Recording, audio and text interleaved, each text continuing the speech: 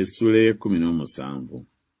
Ne bayita mu Amfipoli ne Apoloniya ne batuuka e Sesalonika eyali ekkuŋŋaaniro ly'Abayudaaya.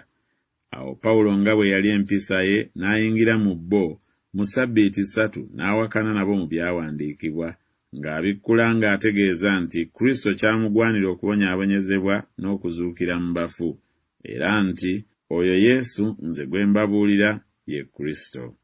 Abamu ku bo ne bakkiriza ne beegatta ne Pawulo ne Siira. N'Abayonaani abeegendereza ekibiina kinene n'abakyala abakulu si batono. Naye Abayudaaya bwe baakwatibwa obuggya ne batwala abantu ababi ab'omu bakopi ne bakuŋŋaanyisa abantu ne basasamaza ekibuga. Ne bazingiza ennyumba ya Yasooni ne baagala okubaleeta mu maaso g'abantu. Bwe bataabalaba ne baawalula Yasooni n'abooluganda abamu okubatwala mu maaso g'abakulu ab'omu kibuga nga boogerera waggulu nti bano abavuunika ensi bazze ne wano, ne Yasooni y'abasembezezza. Bano bonna baajeemera amateeka ga Kayisaali nga bagamba nti waliwo kabaka omulala, Yesu. Ne basasamaza ekibiina n'abakulu ab'omu kibuga bwe baawulira ebyo. Bwe baamala okweyimiriza Yasooni n'abalala ne babata. Amangu ago abooluganda ne basindika kiro Pawulo ne Siira okugenda e Beroya. Nabo bwe baatuuka eyo ne bayingira mu kkuŋŋaaniro ly'Abayudaaya. Naye bano baali balungi okusinga ab'e Sesalonika kubanga bakkiriza ekigambo n'omwoyo omwangu ennyo, buli lunaku nga banoonya mu byawandiikibwa obanga ebyo bwe biri bwe bityo. Abamu bangi kyebaava bakkiriza, era n'abakazi abakyala Abayonaani n'abasajja si batono. Naye Abayudaaya ab'e Sesalonika bwe baategeera ng'ekigambo kya Katonda kibuuliddwa Pawulo era mu Beroya, era ne bajjayo ne baweerera ebibiina ne babasasamaza. Awo amangu ago abooluganda ne basindika Pawulo okugenda okutuuka ku nnyanja. Siira ne Timoseewo ne babeera eyo. Naye abaawerekera Pawulo ne bamuleeta mu Asene, ne balagirwa okugamba Siira ne Timoseewo bajje gy'ali mangu nga bwe bayinza, ne bagenda. Naye Pawulo bwe yali mu Asene ng'abalindirira, omwoyo gwe ne gumuluma bwe yalaba ekibuga nga kijjudde ebifaananyi. Awo n'awakaniranga mu kkuŋŋaaniro n'Abayudaaya n'abaali batya Katonda, era ne mu katale buli lunaku n'abo abaamusisinkananga. Awo abantu abamu Abafilosoofo, aba Epikuliyo ne Abasutoyiiko ne bamusisinkana.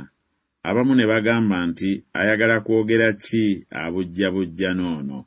Abamu ne bagamba nti afaanana ng'abuulira balubaale abajja, kubanga yali ng'abuulira Yesu n'okuzuukira.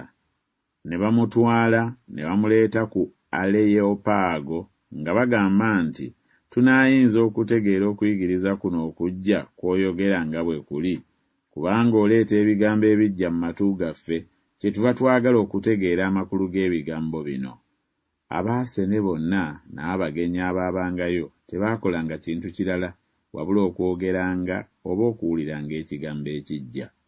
Pawulo n'ayimirira wakati wa Aleyopaago n'agamba nti, abasajja Abaasene, mbalabye mu byonna nga mutya nnyo balubaale, kubanga bwe mbadde mpita ne ntunuulira bye musinza, era ne nsanga ekyoto ekiwandiikiddwako nti kya Katonda atategeerwa.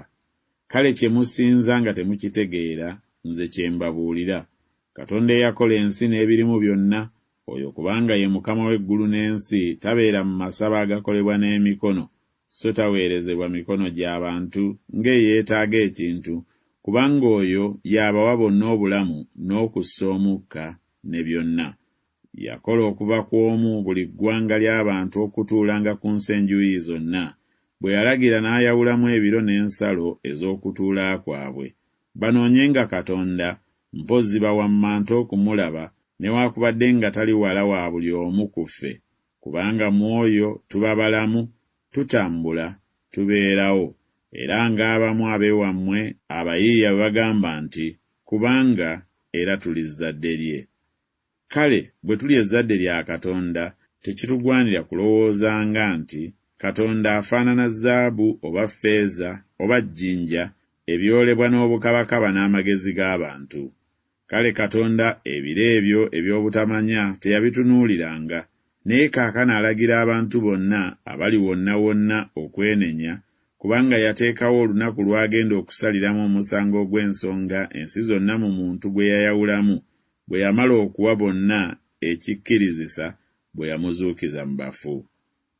Naye bwe baawulira okuzuukira kw'abafu, abamu ne baŋŋoola, abalala ne bagamba nti, era tuli kuwulira nate olw'ekigambo ekyo. Bwe batyo Pawulo n'abavaamu wakati, naye abasajja abamu ne beegatta naye ne bakkiriza. Mu abo Diyonusiyo Omwaleyopaago n'omukazi erinnya lye Damali n'abalala wamu nabo.